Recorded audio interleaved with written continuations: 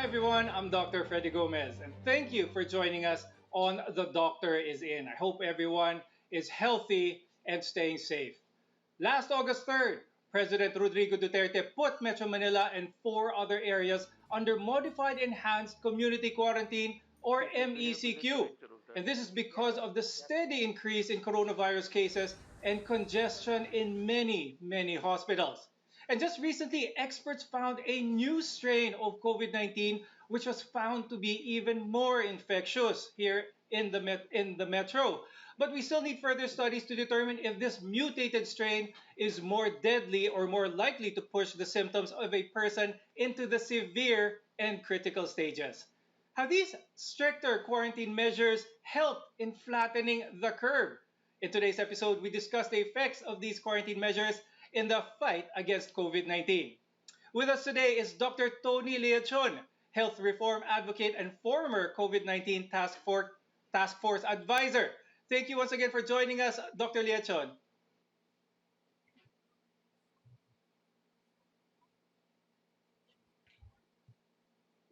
Okay, is Dr. Leachon on the line? I I can't hear you. I can't hear.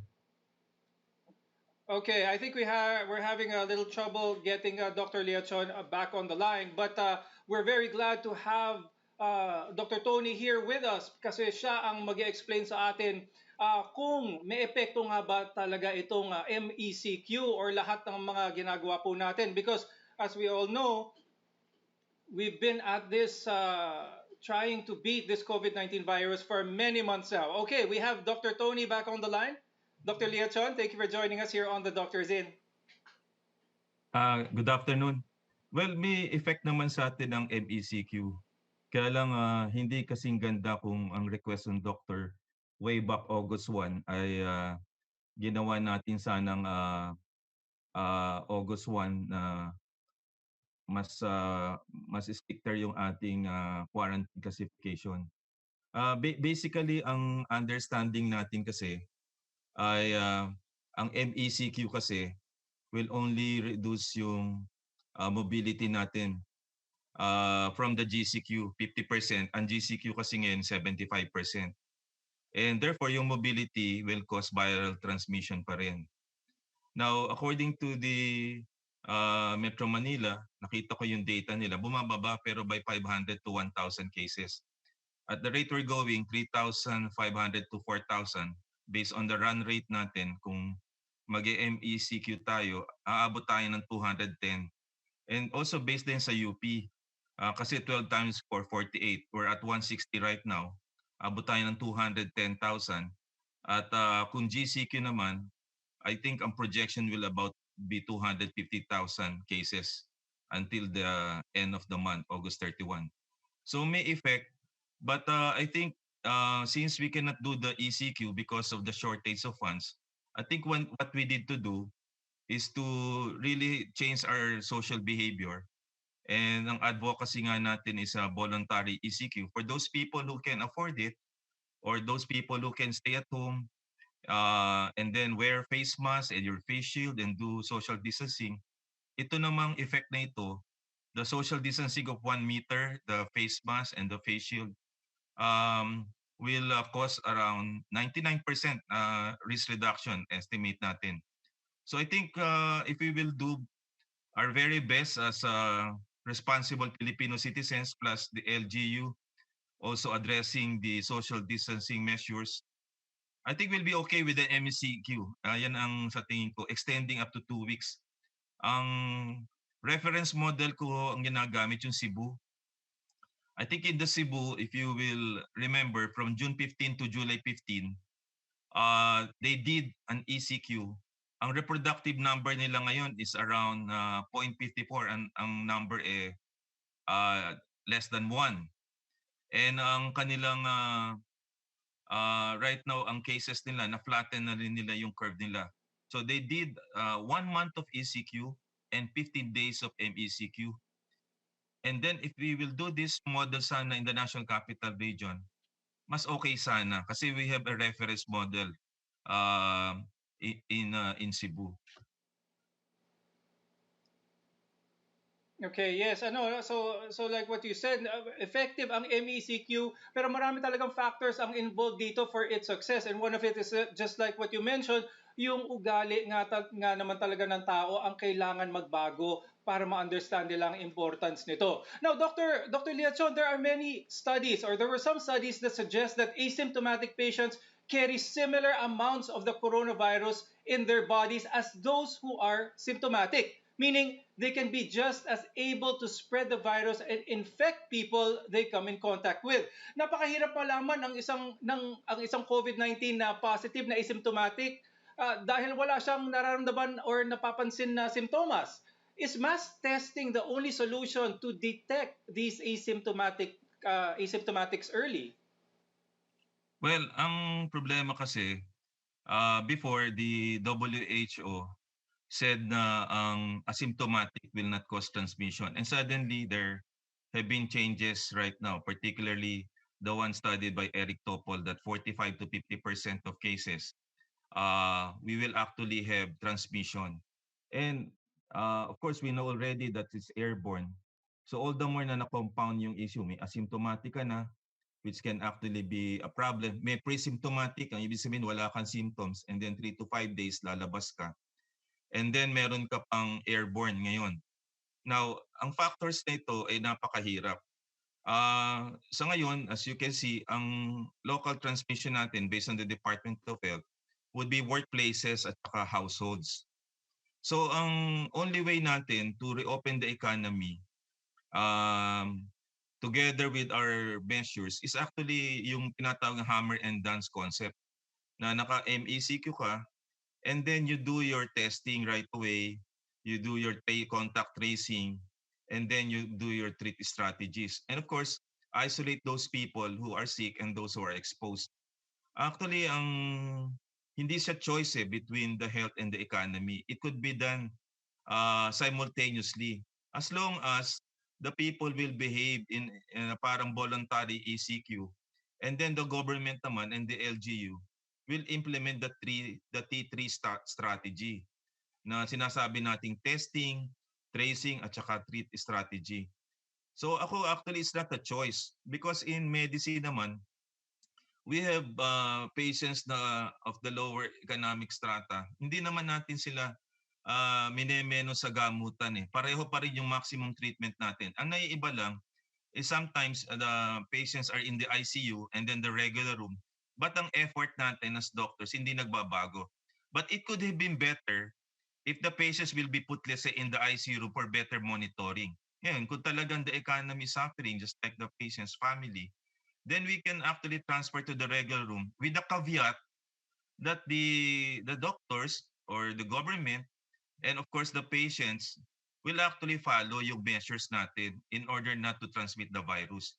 So gusto ko lang linawin yun, it's not a choice mga kababayan between health and the economy. We can do it simultaneously with rigid and vigilant monitoring. Okay, that's very true. Now let's answer some questions we have from social media. We have this question from Patrick. Ang tanong ni Patrick, can pre-symptomatic people still spread the virus? If so, how can we avoid this? Well, totoo yan na Patrick, ang pre-symptomatic according sa definition ng WHO, ito yung wala ka munang symptoms and then after 3 or 5 days magkakaroon ka ng symptoms. Wala Patrick, all you need to do is really do actually hindi na minimum health standards dapat maximum health standards ako 5 months na ako Patrick in my stint sa NTF and then working in the hospital. I did several tests whether before nung acceptable yung ating rapid antibody test, yung RT-PCR. Hanggang ngayon, I'm okay. I'm practicing lang yung face mask, yung face shield, and then yung ating hand washing at saka yung alcohol. And then when you reach home, be sure that you take a bath muna before entering the house and all of the clothes from outside wala siya. And then even at home, you practice social distancing and wear a mask, particularly if you are always outside. Like ako nasa labas. I want to protect my family. And by doing that, you also protect your patients as well as protect yourself. It's a moral responsibility right now. na pagka-pinotektahan ng sarili mo.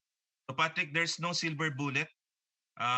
Actually is by doing your obligation as a Filipino citizen. Follow the maximum health standards.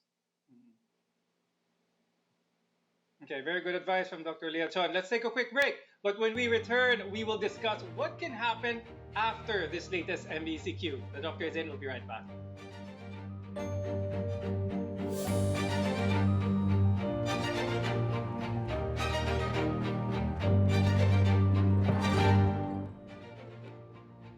We're glad to have you,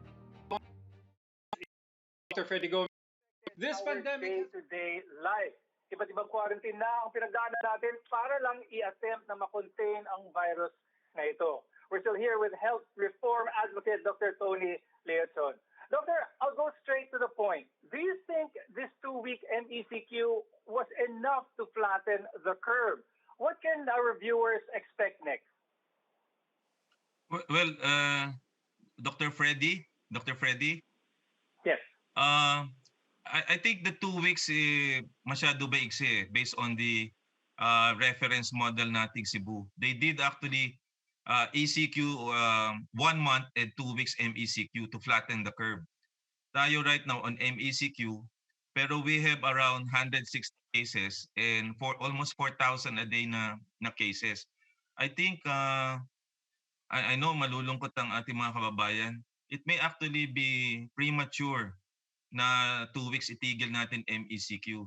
Sana another 2 weeks po while we strengthen or build up po yung ating healthcare capacity. Yung ating pong testing, tracing at saka treat strategy. So tingin ko po kulang po yun. And hopefully po ma-realize po natin to. Kasi we want a one-time, big time para hindi po tayo uurong and then susulong po. Sayang po we will lose the momentum of the 2 weeks MECQ if we will do that. And this is based on evidence and mathematicians reference modeling, particularly sa UP Okta Research Group. Okay, so what you expect, Doctor? What you expect, Dr. Leachon, is kulang pa ito. Do we expect the cases to continue to rise kapag let's say hindi nga na-continue itong MECQ? Dr. Freddy, at this point, right. Dr. Freddy, at this point kasi naka-MECQ tayo, medyo unrelenting yung taas ng cases. At napansin din natin yung deaths natin, yung namamatay po, 159 ho kahapon. And then the other day naman, 57. So nag-i-increase na rin po. Ganito po equation yan mga kababayan. When you have increased cases po, ibig sabihin, marami pong cases sa labas. And then the hospitals are full and loaded. And then ang marirecord natin yung namamatay in the hospitals lang po. So kung tumataas po yung namamatay po, 2,600 na po ngayon, pero po yung hindi na-report kasi minsan pagdating sa emergency room, wala na ho tayong pagkakataon na makuha yung swab So ang nangyayari po, underreported po yun. So kung tumataas ang cases natin, tumataas yung deaths natin, ang ibig po sabihin yan, at the MECQ level po natin, baka po pag binaba natin ho yun, tataas palalo po yung cases at dadami po yung namamatay. Kaya po noong August 1, ang medical community humingi ng time out para sa ganun mabawasan po yung cases sa labas. Kasi yung cases sa labas po, nanggagaling po yan sa mobility. Kasi pag ang ECQ po kasi total lockdown ho yan, yun ang request nila. Pero MECQ tayo, nanggagaling po sa labas yun Pagka ngayon loaded ang hospital at marami po tayong namamatay po, ibig sabihin, dalawang bagay lang ho yan. Napapagod po yung doktor o yung mga na-admit po ngayon, severe cases, particularly ang ICU po ngayon at ang bed occupancy 70% na daw po. At pati ang gamit ng mechanical ventilator ay 50%. Yan ho ay datos po ng Department of Health. So kung hindi ho tayo mananatili sa MECQ, siguro po mag-i-increase pa yung occupancy rate na yan. At harinawa, wala po tayo madisgrasya mga healthcare workers po. Okay, thank you very much, Dr. Leachon. Before I let you go, Doctor, do you have a message for our viewers? Well, ang message ko lang po sa viewers natin is to be able to play a role as responsible citizens. I know the government po ay nahihirapan hong right now to balance the economy and of course our health. But our role is right now to be able to perform in terms of maximum health standards natin. Yung face mask, ulitin ko po, face shield, social distancing measures natin, and then be able also to be role models and inspire a shared vision and have a shared responsibility with the government. So keep safe, everyone. Thank you very much po. Thank you again, Dr. Tony Liachon, for joining us today. Coming up after the break, we'll talk about practicing the safety measures we've been talking about here on the show. So stay with us here on The Doctor Is In.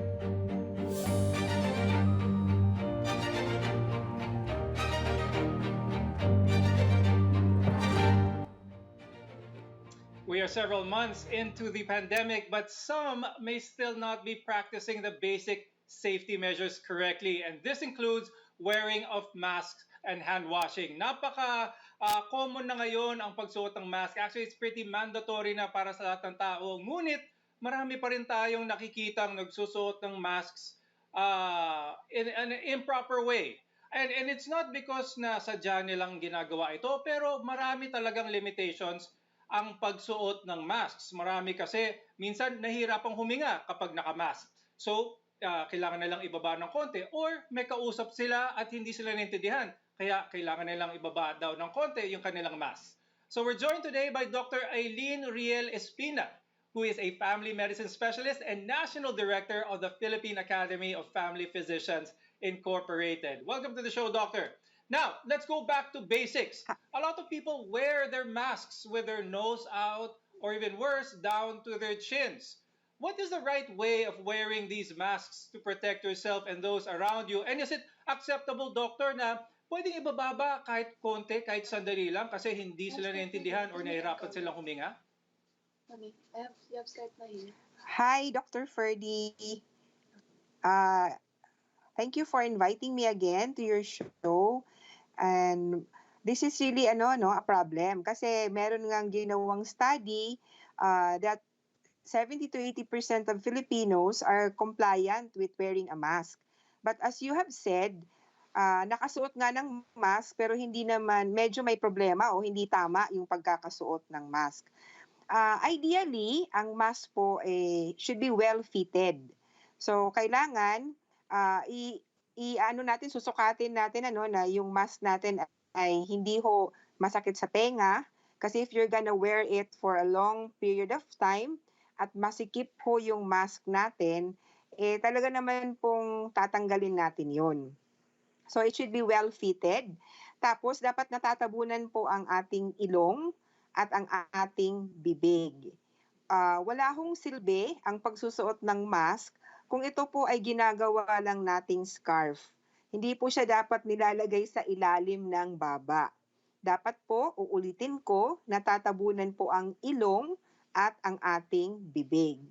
That is to ensure na hindi ho natin malalanghap ang COVID, at kung tayo po ang meron namang COVID, hindi po tatalsik yung ating laway kung saan po nandun po ang virus. So yun po ang pinaka-importante. Tapos po, hindi po dapat ito tinatanggal, lalo na po kung meron tayong kausap. Okay?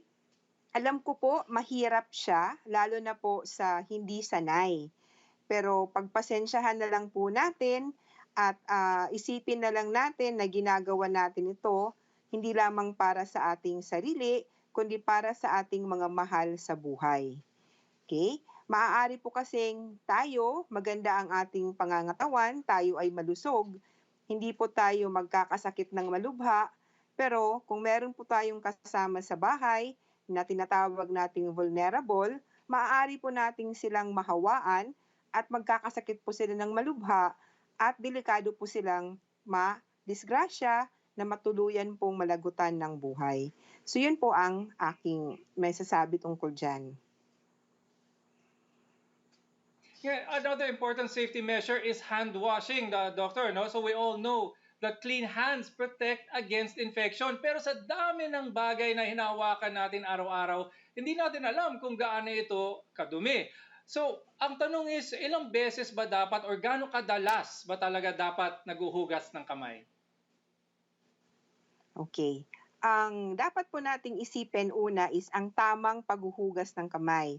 You can, as shown in the video, dapat po talaga maging mabusisi tayo sa paghugas ng kamay, it should last for about 20 seconds. Hindi ho yung nabasa lang ng tubig at nalagyan lang ng sabon, tapos na. Kailangan po talagang kukuskusin natin ang ating mga daliri sa mga gitna ng daliri. Tapos po, para po matulungan po kayong ma-time ninyo yung ginagawa nyo, di ba, Dr. Ferdinand, we were taught to sing Happy Birthday o kung anong kanta na good for 20 seconds. Para more or less, malalaman ninyo, you have washed your hands thoroughly for the prescribed duration of time. How often do you wash your hands? As often as possible. Lalo na po kung kayo po ay galing sa banyo, okay, kayo po ay gumamit ng CR bago po kumain. Tapos po, hanggang hindi po kayo nakakapaghugas ng kamay, iwasan po nating hawakan ang ating bibig, ilong at mata. Isipin po natin na ang mikrobyo po ay nandyan lang po sa ating mga daliri, handa po silang pumasok sa loob ng ating katawan. In that manner, it's our hands actually that introduces the virus. It's the dirty hands that has the virus, that introduces the virus to our bodies. Ang virus, wala siyang sariling kamay, wala siyang sariling paa, hindi siya naglalakad. Binibigay natin siya sa pamamagitan ng ating mga kamay sa isa't isa. So yan ulitin natin, kailangan pong maging mabusisi sa paghugas ng kamay using ordinary soap and water. Kung hindi naman po available ang soap at water, ugaliin na po natin ngayon na magdala o magbitbit ng alcohol-based hand sanitizer and we perform a hand rub. So, hand rub po for about 20 seconds as well. Okay? Meron po siyang at least dapat may 60 to 70% very good na and alcohol effective tips. content. Okay, very good. Thank you very much, Dr. Eileen Riel Espina, for joining us and sharing with our viewers those very helpful tips. And to our viewers, thank you also for watching today. Remember, we must all do our part in flattening the curve. Always practice proper hand washing, social distancing, and wearing of masks and shields as well. And whenever possible, please stay at home. I'm Dr. Freddy Gomez, and we'll see you again on our next consultation here on The Doctor's In. Stay safe, everyone.